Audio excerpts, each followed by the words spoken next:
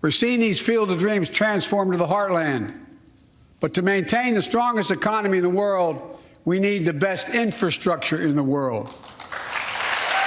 And folks, as you all know, we used to be #1 in the world in infrastructure.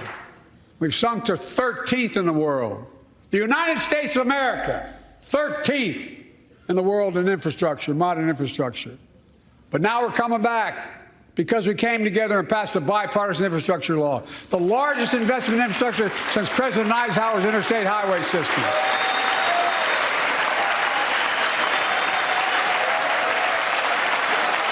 And folks,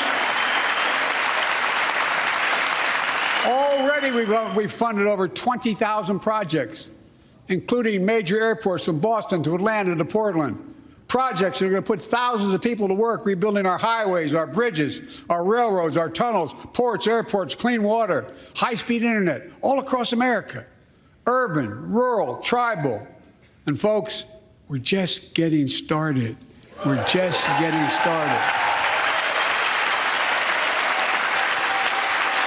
And I mean it sincerely. I want to thank my Republican friends who voted for the law, and my Republican friends who voted against it as well. But I still get asked to fund the projects in those districts as well. But don't worry. I promised I'd be a president for all Americans. We'll fund these projects. And I'll see you at the groundbreaking. Look, this law will further unite all of America.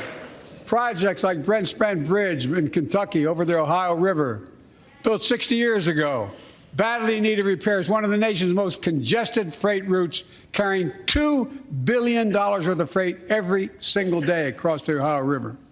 And folks, I've been talking about fixing it for decades, but we're really finally going to get it done. Yes.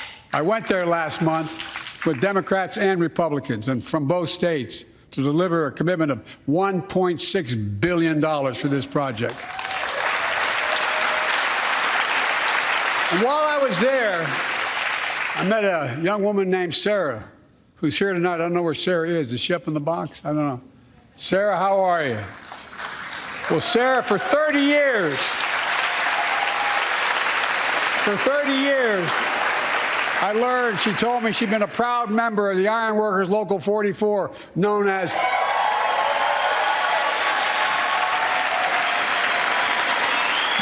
the Cowboys in the Sky. The folks who built Cincinnati's skyline.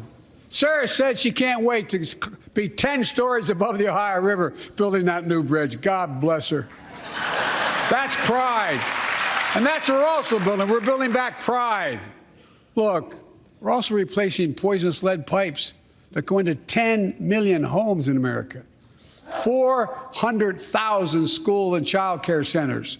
So every child in America can drink the water instead of having permanent damage to their brain. Look, we're making sure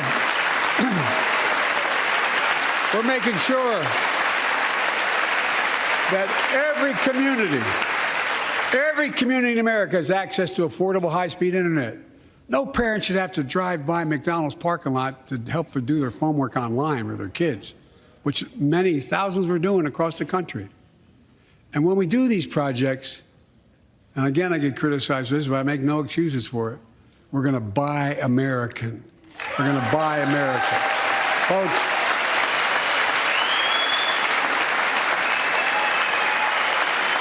and it's totally consistent with international trade rules. Buy America has been the law since 1933, but for too long, past administrations, Democrat and Republican, have fought to get around it. Not anymore.